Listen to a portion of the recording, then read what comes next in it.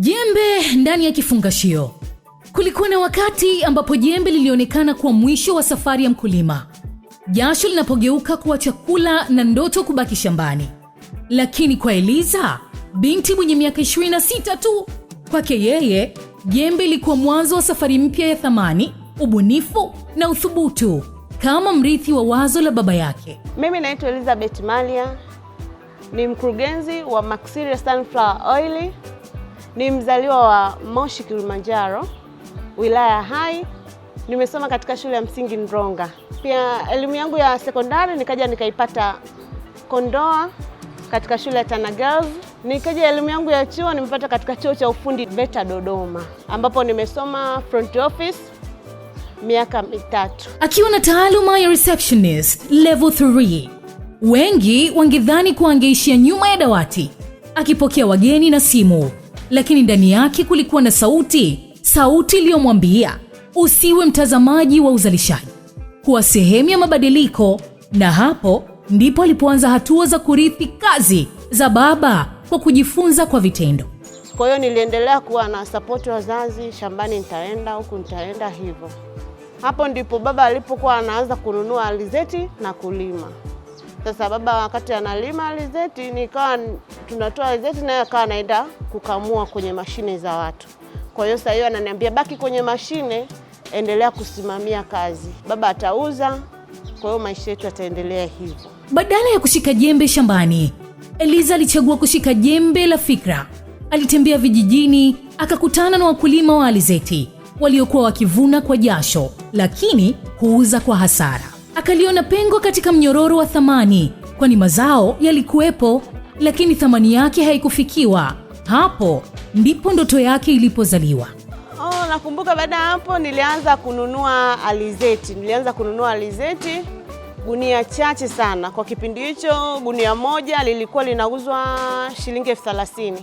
Kwa hiyo nilianza kununua gunia 5 mpaka 10. Kwa hiyo nilianza kwa gunia 5, nikaenda gunia 10, nikaona napanda. Ila kuna kipindi nilifika kiwango kikubwa sana kwangu mimi. Sasa kipindi hicho nilifika kiwango kikubwa sana, nikanunua gunia, nikapata gunia 100. Ina maana kwamba nilikuwa na uwezo wa kupata mafuta dumu 100. Kupitia kampuni yake Maxiria Sunflower Oil and Super Sembe, Eliza alianza safari ya kubadili mazao kuwa bidhaa.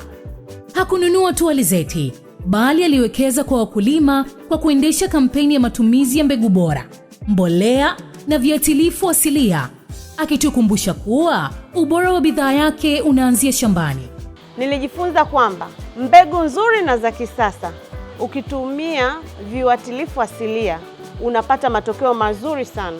Kwa hiyo wakati mimi naanzisha kiwanda, nilianza na wakulima wachache, maana mtaji wangu pia ulikuwa ni mdogo.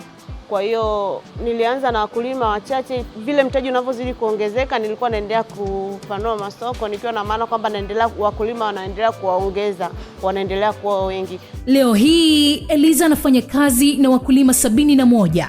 Wakulima hawa huzalisha wastani wa tani 321 za alizeti kwa mwaka. Lakini hapa ndipo hadithi inabadilika. Badala ya kuuza mazao ghafi, Eliza huyabadili kuwa bidhaa zenye thamani kubwa. Mafuta safi ya alizeti. Kutoka kwenye mavuno hayo huzalishwa wastani wa lita 144,675 za mafuta bora, bidhaa inayobeba jina, ubora na hadhi ya kazi yao. Mpaka sasa nina uwezo wa kufanya kazi na wakulima zaidi ya 50. Pia kwenye upande wa alizeti, kwenye upande wa mashudu nafanya kazi na watu wengi, ikiwepo wa Kenya nafanya nao kazi. Kwenye mashudu wananunua mashudu kutoka kwangu. Nafanya kazi na Wachina ambao wenyewe wana viwanda vikubwa vyenye uwezo wa kukamua mashudu, wananunua mashudu kutoka kwangu. Alafu pia nafanya kazi kwenye mafuta, upande wa mafuta nafanya kazi na watu ambao wapo nje ya mkoa wa Dodoma.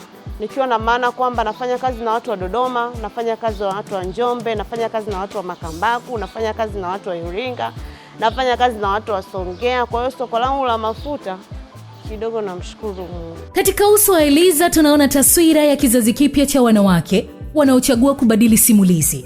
Hivyo basi, tunaposherehekea ushindi wake katika kipengele cha uongezaji thamani ya mazao ya kilimo, hatuoni tu mfanyabiashara, tunaona daraja kati ya mkulima na soko. Tunaona jembe lililobadilika kuwa kifungashio. Tunaona uthubutu uliobeba matumaini ya wengi. Malkia wa Nguvu 2026 Koleza Level. Malkia wa Nguvu 2026. Koleza Levels. You get it? If you don't get it, forget about it. Koleza Levels.